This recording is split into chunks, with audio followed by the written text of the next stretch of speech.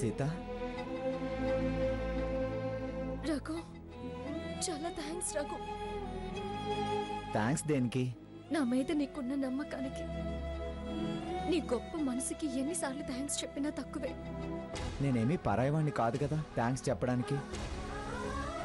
భార్య మీద భర్తకు ఉండాల్సింది అదే కాబట్టి. అందుకే నువ్వంటే నాకు ఇష్టం రఘురామ్. ఇష్టాలు నమ్మకాలు మాటల్లో కాదు, చేతల్లో చూపించాలి. అంటే నేను నీ గురించి చెప్పేది మాటలే కాని నీ మీద నాకు ప్రేమానురాగాలు లేవనా?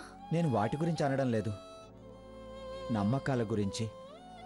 నేను నీ మీద నమ్మకం ఉంచాను, కానీ నువ్వు నా మీద ఆ నమ్మకాన్ని పూర్తిగా ఉంచలేదు. ఎందుకలా అంటున్నావు? నమ్మితే దాచవు, కానీ దాస్తున్నావని తెలుసు.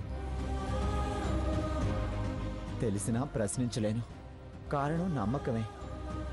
ఆ దాపరికం వెనుక ఏదో బలమైన కారణం ఉంది. అవి నిన్ను ప్రమాదంలో పడేయొచ్చు.